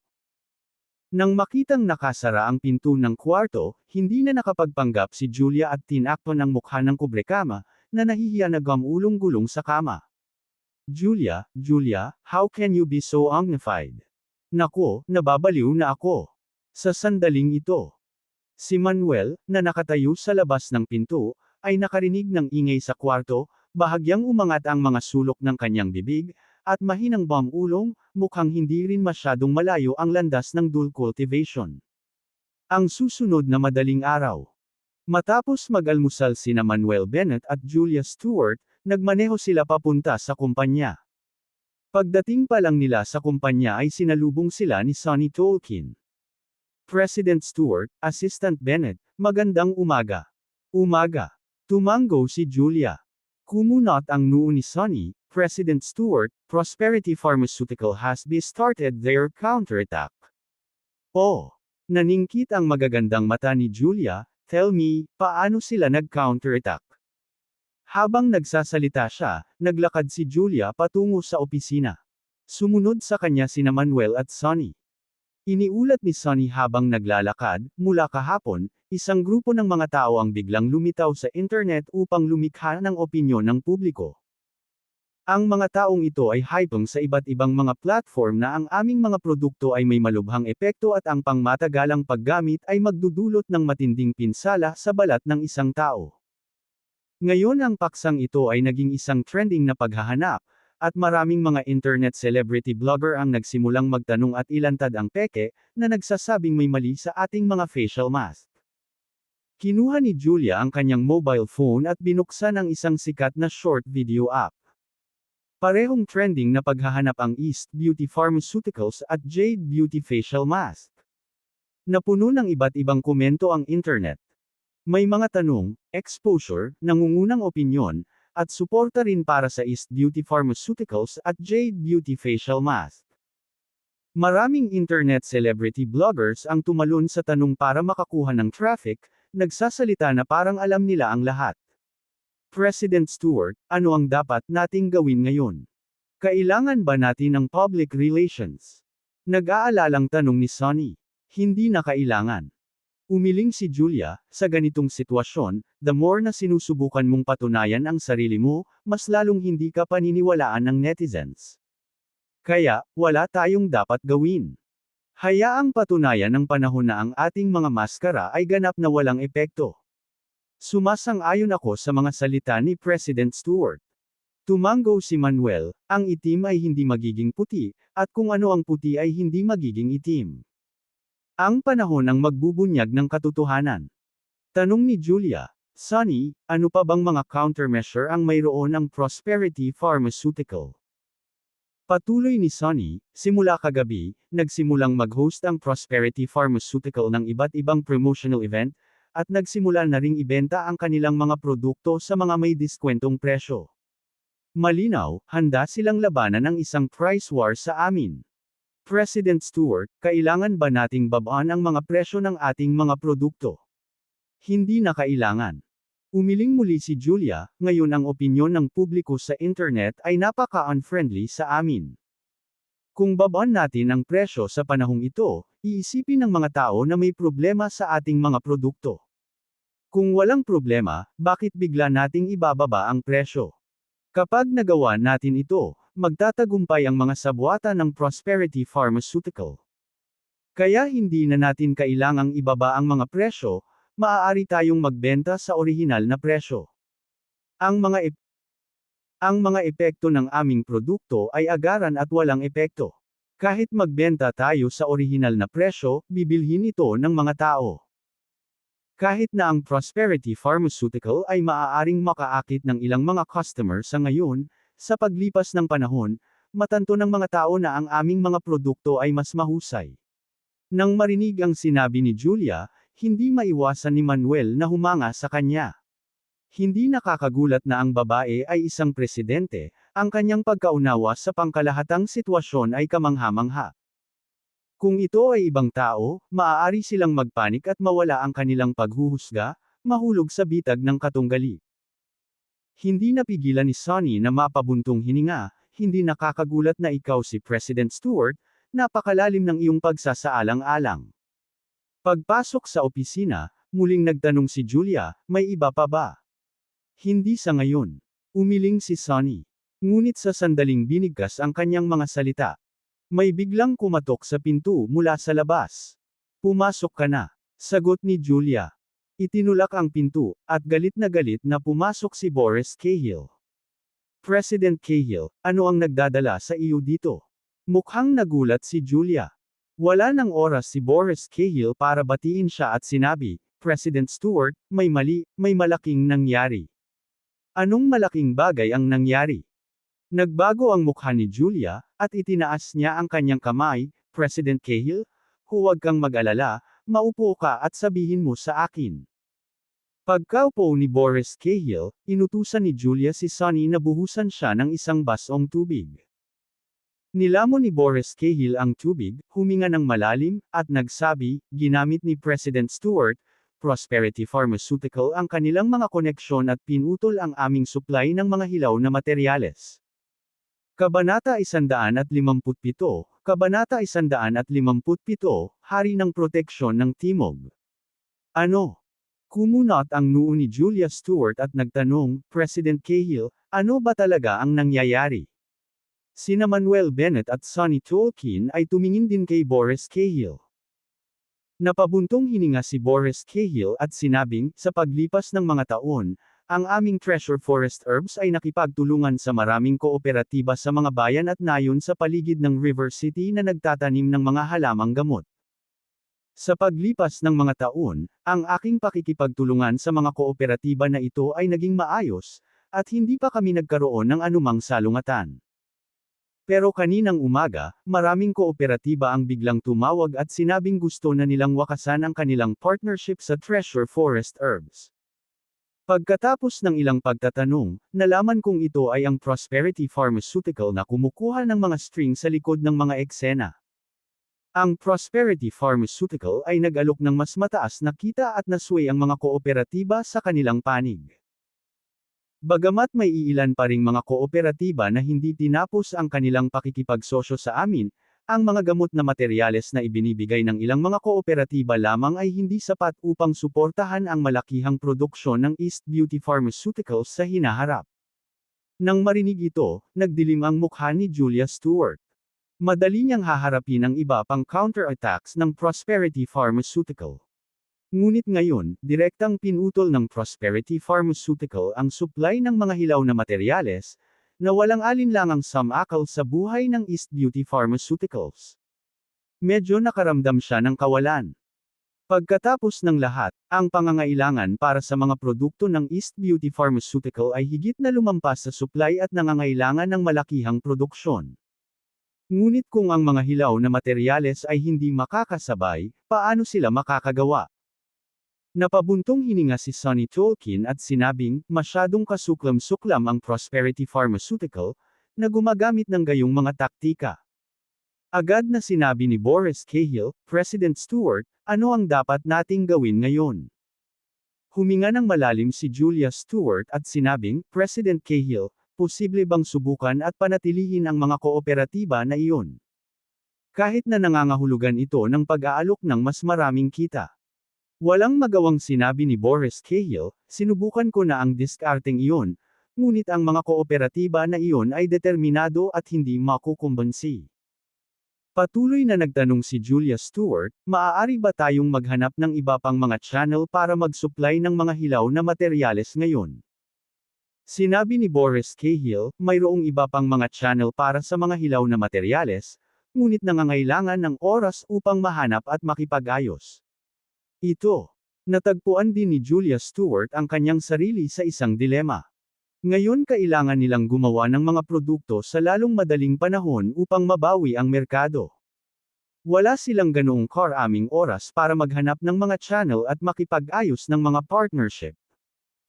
Tulad ng pakiramdam nina Julia Stewart at Boris Cahill na walang magawa, nagsalita si Manuel Bennett at nagtanong, totoo ba na hanggat nalutas natin ang problema sa hilaw na materyal, malulutas natin ang krisis na ito?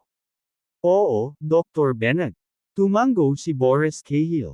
Ngumisi si Manuel Bennett, kung ganoon, ano ang hirap? Anong ibig mong sabihin? Nagulat si Julia Stewart, Manuel, may solusyon ka ba? Napatingin din si Boris Cahill kay Manuel Bennett na may pagtataka sa mukha. Ngumiti si Manuel Bennett at sinabi, ang apat na mahusay na divine doctor ng River City na sina Elder Holman, Mr. Clancy, Mr. Hans, at Mr. Steele ay nagbukas ng napakaraming chain medical hall. Ang dami ng halamang gamot na kailangan ng kanilang mga medikal na bulwagan araw-araw ay hindi maliit, kaya natural, mayroon silang maraming mga hilaw na materyales na channel. Kung maisasama natin ang hilaw na materyal na channel mula kay Elder Holman at sa tatlo pa, hindi ba malulutas ang problemang ito? Tama. Bakit hindi ko naisip yun? Tinampal ni Boris Cahill ang kanyang noo, tuwang-tuwang sinabing, si Dr. Holman at ang iba pa ay mga disipulo mo, Dr. Bennett. Sa salita mo lang, siguradong handa silang tumulong. Ngumiti din si Julia Stewart, hindi ko akalain na sa huli, kakailanganin pa rin namin ang tulong mo. Ano ang malaking bagay? Kung tutuusin, ako ang pangalawang pinakamalaking shareholder ng East Beauty Pharmaceuticals. Kapag may problema ang East Beauty Pharmaceuticals, natural na kailangan kong tumulong. Ngumiti si Manuel Bennett at nagsabi, tatawagan ko si Elder Holman at ang iba pa ngayon. Tungkol sa mga usapin ng follow-up na pakikipagtulungan, ipaubaya ko ang mga ito sa inyo. Tinapik ni Boris Cahill ang kanyang dibdib at sinabing, walang problema, kapag nalutas na ang problema sa channel ng hilaw na materyales, lahat ng iba ay madaling pag-usapan. Walang pag-aalinlangan, direktang tinawag ni Manuel Bennett si Joan Holman at ang tatlo pa. Pagkatapos ng tawag, sinabi ni Manuel Bennett, pumayag si Elder Holman at ang iba pa. Maaari kang makipag-usap sa kanila anumang oras. Kung gayon walang oras para mawala. Fair na. Tumayo kaagad si Boris Cahill. President Cahill, sabay na tayo. Tumayo na rin si Julia Stewart. Dr. Bennett, pupunta ka ba? Tanong ni Boris Cahill kay Manuel Bennett. Umiling si Manuel Bennett, hindi ako pupunta. Kung pupunta ako, tiyak na mapipilitin si Elder Holman at ang iba pa. Hindi ito nakakatulong sa inyong pakikipagtulungan. Iyan ang akma. Tumango si Boris Cahill at sinabing, President Stewart, let's go. Sige. Tumango si Julia Stewart bilang pagsang-ayon. Pagkatapos, ibinigay ni Manuel Bennett ang impormasyon sa pakikipag-ugnayan ni Joan Holman at ng tatlo pa kay Julia Stewart. Umalis sina Julia Stewart at Boris Cahill. Pagkaalis nina Julia Stewart at Boris Cahill, pumunta si Manuel Bennett sa katabing opisina ng assistant, umupo sa kanyang upuan, ipinikit ang kanyang mga mata at nagsimulang magtanim. Kasabay nito, lungsod ng panulat. Kahangahangang Manor. Bilang numero 1 luxury manor sa Penn City, ang presyo ng pagbebenta nito ay umabot sa 2 bilyon. Ang buong asyenda ay sumasakop sa isang lugar na 5,000 metro kwadrado, kabilang ang isang hardin, golf course, swimming pool, library, helicopter parking area, at lahat ng iba pang maiisip mo. At ang may-ari ng manor na ito ay ang kasumpa-sumpa na South Protection King, na kumokontrol sa lahat ng underground na asosasyon ng negosyo sa Timog. Ang kapangyarihan at kayamanan ay magkasing kahulugan sa South Protection King. Ngayon ay madaling araw na. Isang itim na Rolls-Royce limousine ang dahan-daang pumasok sa manor. Mayroong ilang mga itim na nakasuot na bodyguard na nagpapatrolya sa loob at labas ng manor, na nagbabantay sa bawat 5 hakbang at 10 hakbang, na may lubos na mahigpit na pag-iingat. Sa kotse. Nakaupo sa kotse sina Sheridan Jules, Kurt Tolkien, John Franklin, at Geraldine Zack, nag-uusap. Tuwang-tuwang sabi ni Sheridan Jules, isang linggo na tayo rito, at sa wakas, makikita na natin ang South Protection King. Excited din si Kurt Tolkien, ang makitang muli ang South Protection King ay isang karangalan para sa amin. Tumango naman sina John Franklin at Geraldine Zack, sobrang excited din. Pagkaraan ng mahigit 10 minutong pagmamaneho ng sasakyan, huminto ito sa bakana ng isang hardin. Bumukas ang pinto ng sasakyan, at lumabas ng sasakyan si Sheridan Jules at ang tatlo pa. May isang matangkad, magiting na dalaga na nakasuot ng itim na masikip na damit na nakatayo sa pasukan. Lumapit ang babae at mahinahong sinabi, "Dumating ka na. Nagbibigay kami ng respeto kay Alaric Spence." Magalang na yumuko sina Sheridan Jules, Kurt Tolkien, John Franklin, at Geraldine Zack. Bagamat mukhang bata ang babae, isa siya sa 12 War King sa ilalim ng South Protection King seat, na pinangalan ng Alistair Swan, na may titulong Black Phoenix. Tumango si Alistair Swan at sinabing, "Halika, hinihintay ka na ng South Protection King." Oo. Tumugon si Sheridan Jules at ang tatlo pa at sumunod kay Alistair Swan sa hardin. Ang buong hardin ay sumasakop sa isang malaking lugar, na may mga artificial na bundok, lawa, tulay na arko, at sinaunang mga pabilyo na umaakma sa isa't isa. Pagkatapos maglakad sa isang arch bridge, nakita ni Sheridan Jules at ng tatlo pa ang isang babae na nakatayo sa mga bulaklak, na nagdidilig sa kanila. Humigit kumulang 1.7 metro ang taas ng babae, nakasuot ng itim na slim long dress, outlining ang kanyang curvaceous at graceful figure. Habang nakayuko ang babae, bumagsak ang mahaba niyang itim na buhok sa isang tabi, nakitang-kita ang kalahati ng mukha niya. Bumuhos ang sikat ng araw, at kitang-kita ang perpekto at walang bahid na mukha ng babae, nakakalasing.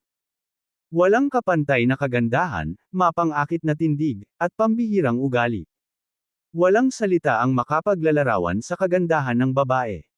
Nakatayo man ang babae sa gitna ng mga bulaklak, ang mga namumulaklak na bulaklak ay tila nawala ng kulay sa kanyang harapan. Gayunpaman, si Sheridan Jules at ang iba pa ay hindi nang ahas na tumitig ng sobra. Bahagyang ibinaba nila ang kanilang mga ulo, ang kanilang mga ekspresyon ay nagpapakita ng lubos na paggalang. Ang babaeng ito ay walang iba kundi ang South Protection King Rebecca Stone. Kabanata 158, Kabanata 158, Pagkikita ng personal. Dinala ni Alistair si Sheridan Jules at ang iba pa sa isang sinaunang pavilion, kung saan sila huminto. Ni Alistair at Sheridan Jules's group ay walang lakas ng loob na gumawa ng ingay habang sila ay tahimik na nakatayo sa gilid ng sinaunang pavilion, naghihintay. Naghintay sila ng kalahating oras. Noon lang dahan-daang lumingon si Rebecca Stone at tumingin sa kanila. Sa sandaling iyon ay lumingon siya.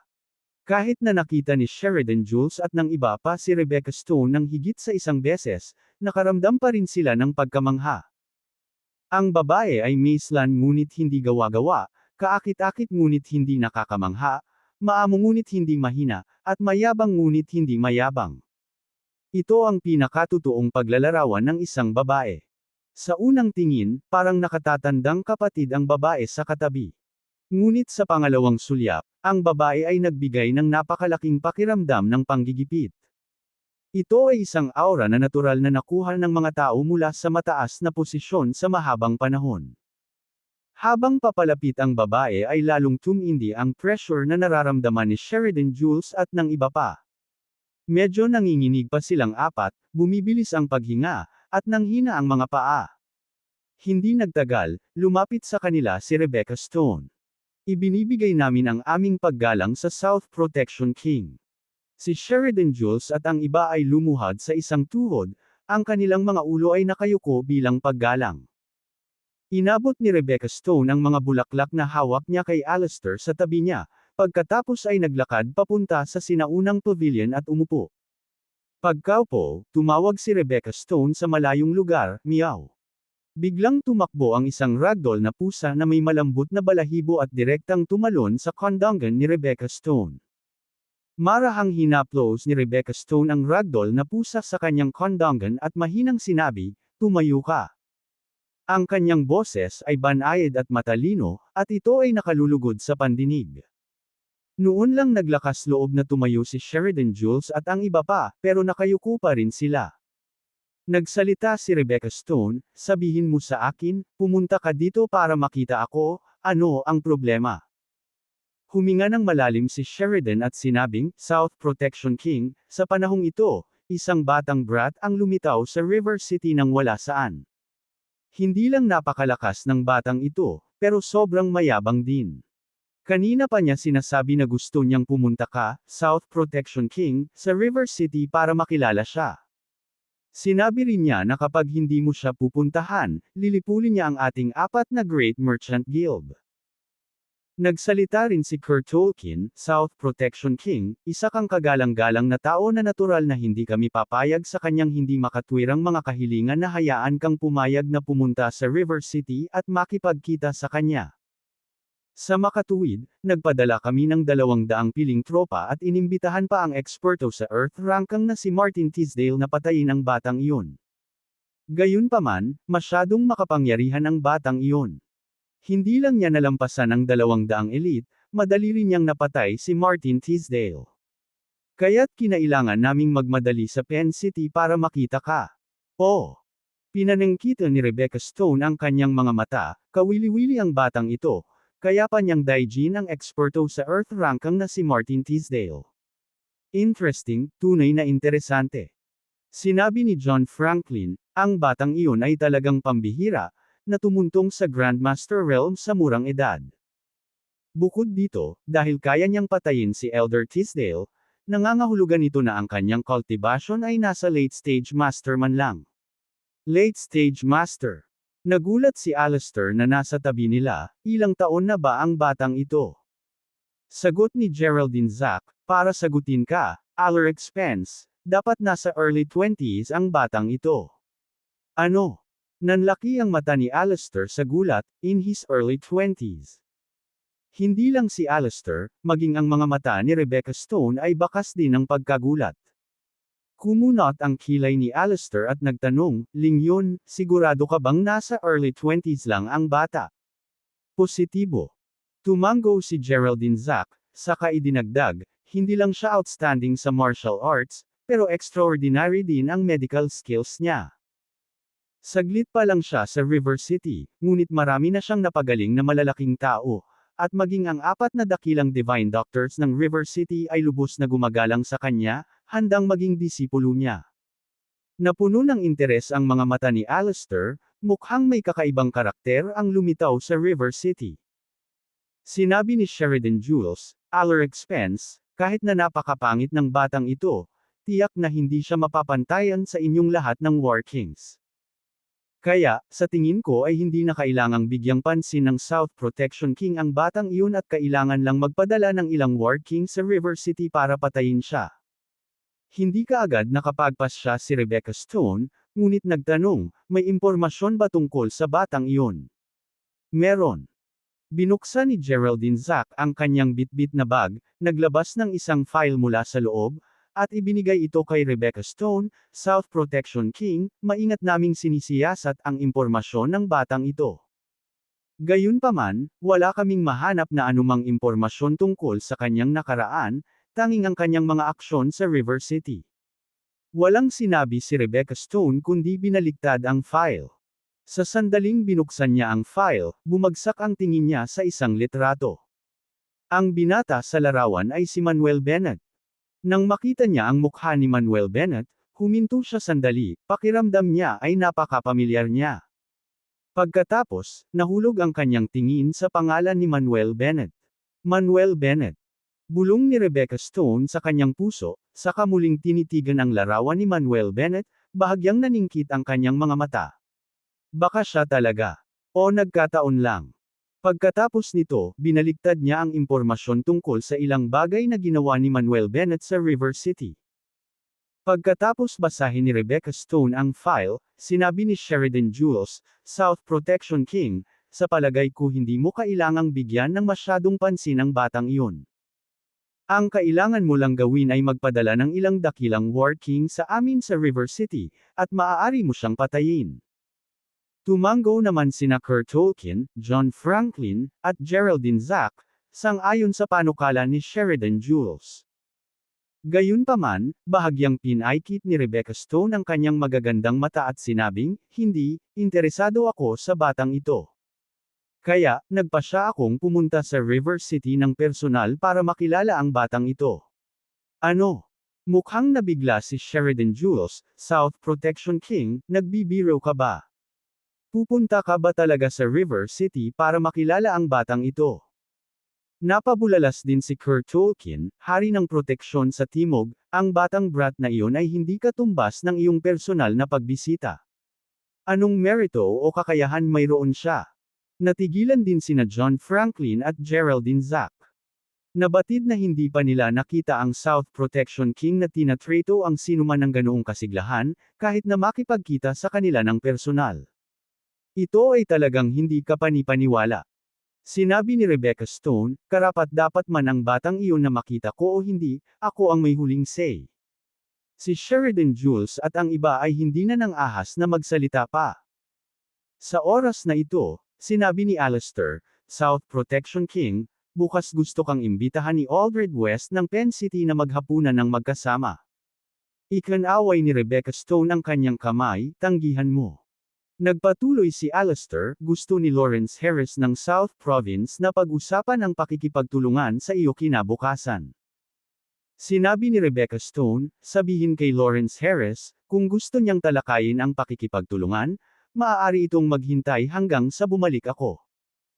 Biglang may naalala si Alistair at sinabing, bukod dito, South Protection King, kinabukasan, pupunta si North Garden King sa Penn City para makita ka. Hindi. Kumunot ang noo ni Rebecca Stone at nagpatuloy, I will go on a trip to River City for a few days. So, cancel all the schedules for these days. Oo. Tumango si Alistair at sumagot. Sa puntong ito, napatulala si Sheridan Jules at ang iba pa. Upang makilala si Manuel Bennett, tinanggihan ni South Protection King ang imbitasyon mula sa napakaraming big shot. Paanong ang batang iyon na si Manuel Bennett ay may napakaraming mukha? Ito ay masyadong kakaiba. Kabanata 159, Kabanata 159, Jade Tycoon. River City. East Beauty Pharmaceuticals. Opisina ng Assistant. Si Sonny Tolkien ay abala sa paghawak ng mga gawaing itinalaga ni Julia Stewart. Si Manuel Bennett ay nakaupo sa kanyang sariling lugar, nakapikit ang mga mata, nagmumuni-muni. Hindi ko namalayang lumipas ang 1 oras. Dahan-daang iminulat ni Manuel ang kanyang mga mata at walang magawang bumantong hininga. Ang kanyang paglilinang ay hindi pa rin umuunlad. Kailangan niyang magmadali at maghanap ng ilang top-grade jade para mag-set up ng gathering spirit formation para tulungan ang kanyang cultivation. Gayunpaman, paano siya makakakuha ng top-grade jade? Kumbaga, may mahihiling lang siyang tulong. Kinuha ni Manuel ang kanyang mobile phone, naghahanda na tawagan sina Sawyer Lee at Boris Cahill, para tanungin sila kung maaari nilang malaman kung saan makakakuha ng malaking halaga ng top-grade jade. Gayunpaman, sa sandaling kinuha ni Manuel ang kanyang telepono, isang tawag ang pumasok. Napatingin si Manuel sa caller ID, Stephen Levine. Tumigil siya sandali, saka naalala. Si Stephen Levine ay ang tagapangulo ng Drunken River Moon Chain Restaurant. Pinagaling ni Manuel ang sakit ng kanyang asawa noon sa 100 Herbs Residence. Kaya naman, direktang sinagot ni Manuel ang tawag. Dr. Bennett, ito si Stephen Levine. Habang nakakonekta ang tawag, isang masiglang boses ang nagmula sa kabilang linya. Ngumiti si Manuel at sinabing, Mr. Levine, ano ang nagdala sa iyo para tawagan ako ngayon? May maitutulong ba ako? Dr. Bennett, may itatanong ako sa iyo. Ano ito? It's not convenient to talk over the phone. It's better if we talk face to face. By the way, where are you right now? Nasa East Beauty Pharmaceuticals ako. Sige, pupunta ako ngayon. Pagkasabi nun ay binaba na ni Stephen Levine ang tawag. Natarante si Manuel, ngunit tumayo siya at lumabas ng opisina, patungo sa rest area ng lobby sa unang palapag upang maghintay. Matapos maghintay ng mahigit kalahating oras, isang nasa katanghaliang gulang na lalaki na nakasuot ng casual na damit at naka-frame na salamin na itim, na may matikas at matalinong pag-uugali, ang nagmamadaling pumasok. Ito ay walang iba kundi si Stephen Levine. Mr. Levine. Tawag ni Manuel. Dr. Bennett, ang tagal na. Sumilay ang ngiti sa mukha ni Stephen habang lumalapit at inilahad ang kamay. Mr. Levine, kumusta ang asawa mo? Ngumiti din si Manuel habang inabot ang sariling kamay para makipagkamay.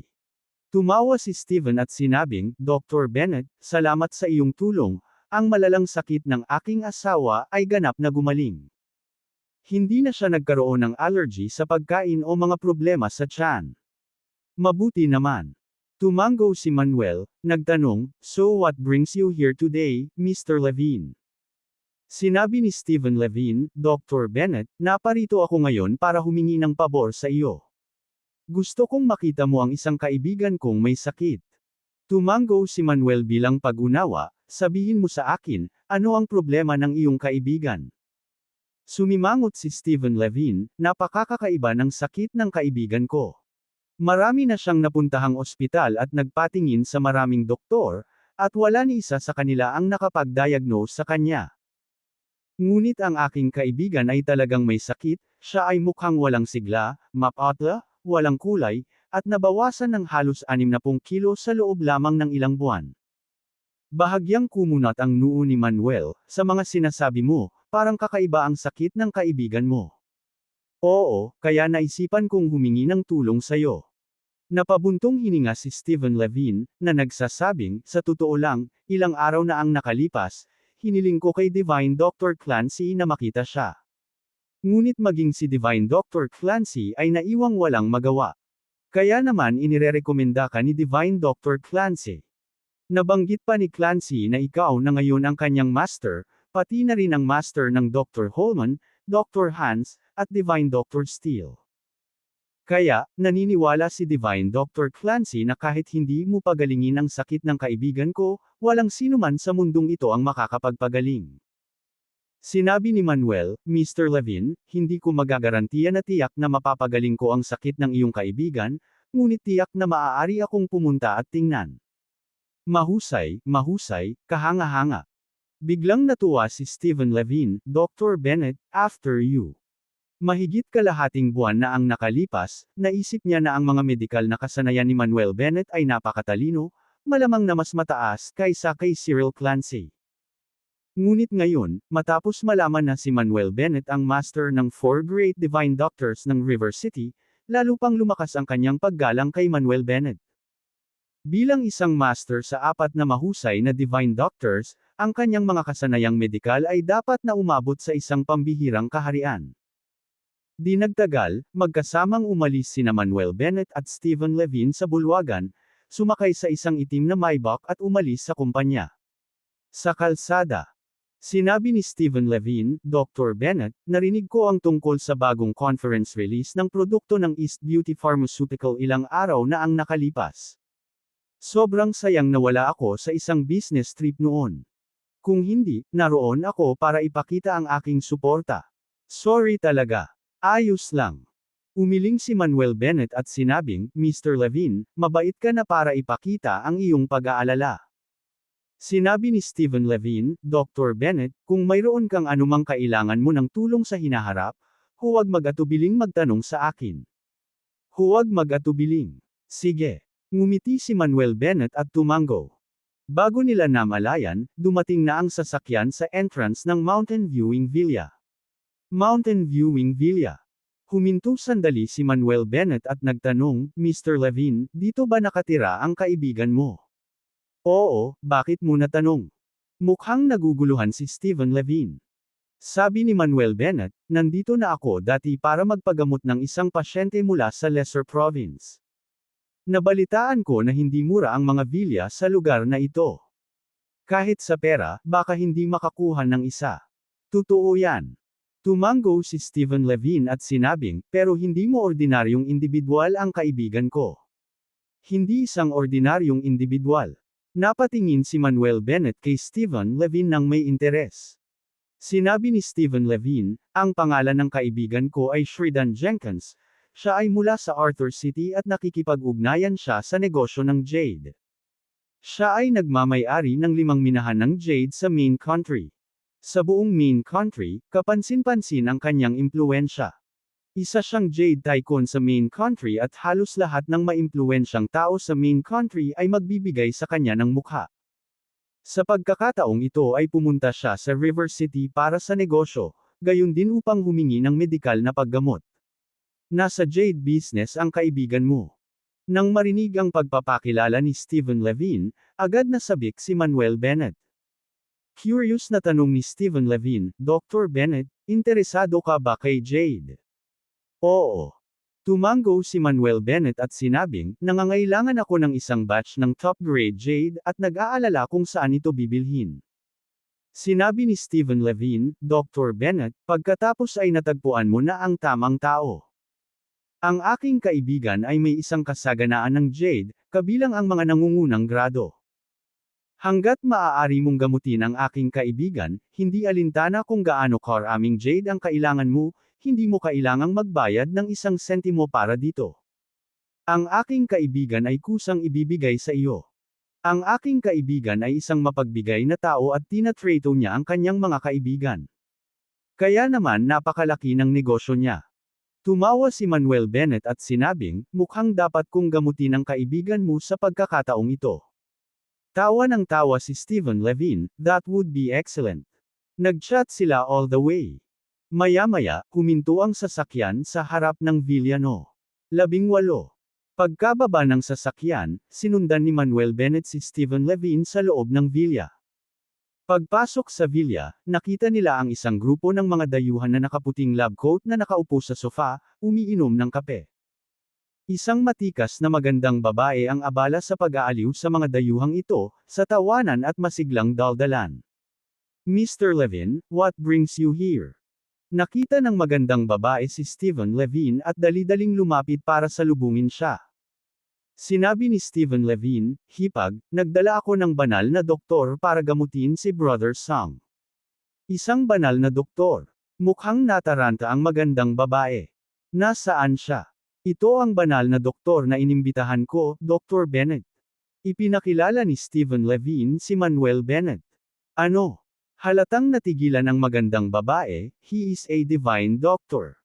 Kabanata 160, Kabanata 160, Kakaibang sakit. Oo, hipag. Tumango si Stephen Levine. Napatingin sa kanya ang magandang babae na may halong pagtataka at hindi makapaniwala. Napakabata ng batang ito. Doktor ba talaga siya, divine doctor? Ngayon lang niya naisip na si Manuel Bennett ang katulong ni Stephen Levine, hindi isang doktor. Ngumiti si Stephen Levine at sinabing, Sister-in-law, huwag kang magpalinlang sa kabataan ni Dr. Bennett. Kapansin-pansin ang kanyang mga kasanayang medikal. Bukod dito, si Dr. Bennett ang master ng 4 Great Divine Doctors ng River City. Marami na siyang napagaling na tao sa River City. Oh! Ang magandang babae ay sumulyap kay Manuel Bennett na walang pakialam at sinabing, Mr. Levine, ilang araw na ang nakalipas ay inanyayahan mo ang isa sa 4 na dakilang divine doctor ng River City, si Mr. Clancy, upang gamutin ang aking asawa. Ngunit ang G. Clancy na iyon ay lubos na walang kakayahan. Sa aking palagay, ang mga tinaguriang 4 na mahusay na divine doctors ng River City ay pawang reputasyon na walang laman. Tungkol sa kanilang Panginoon, natatakot ako na hindi siya mas mahusay. Nang marinig ito, bahagyang kumunat ang noo ni Manuel Bennett at tinanong si Stephen Levine, Mr. Levine, sino ang babaeng ito?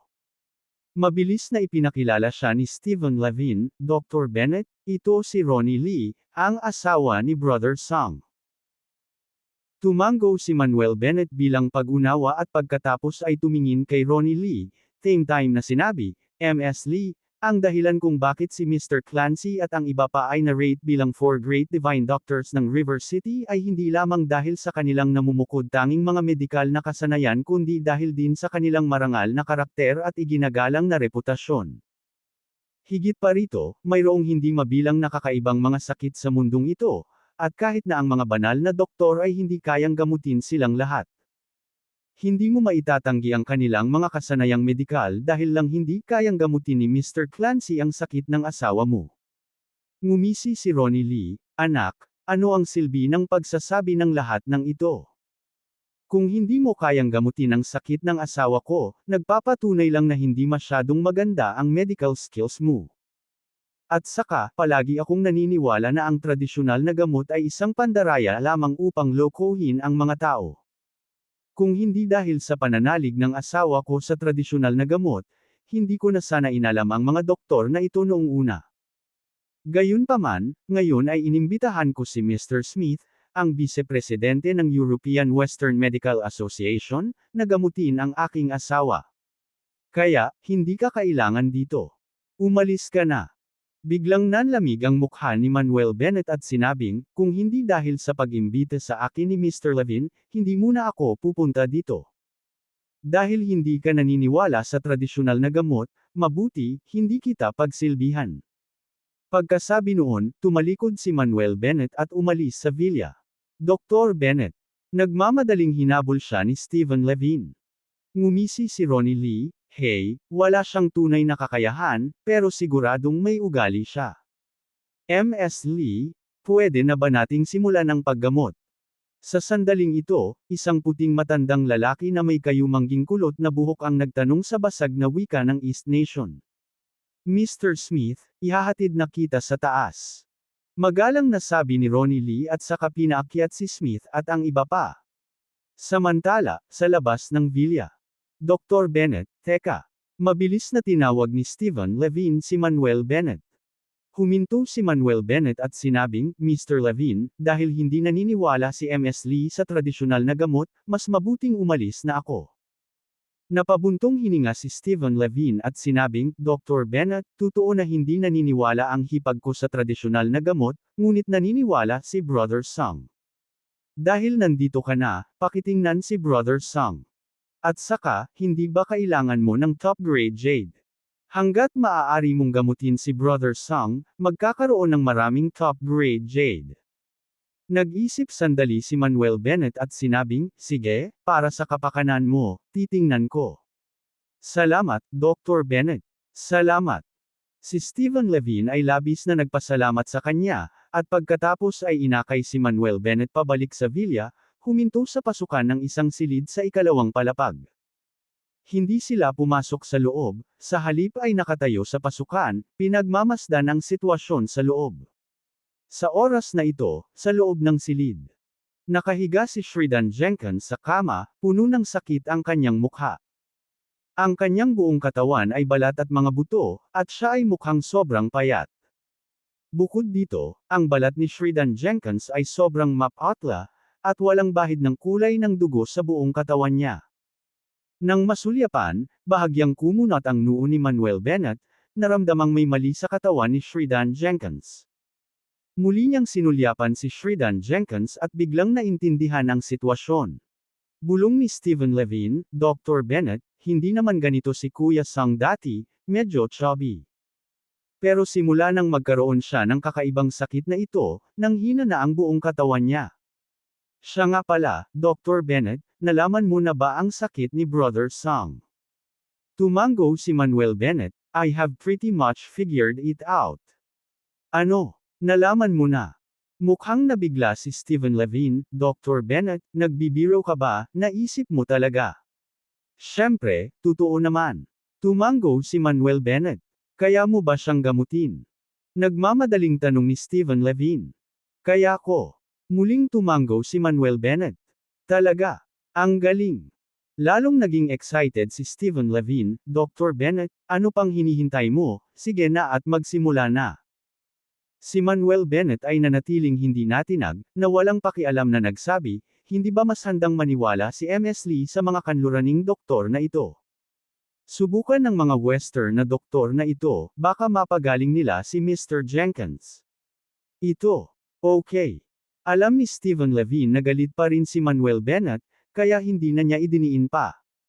Dahil nanatili si Manuel Bennett, tiyak na kikilos siya. Sa ngayon, gusto niyang masaksihan ni Ronnie Lee ang tunay na kakayahan ni Manuel Bennett at maunawaan kung gaano siya kakilakilabot.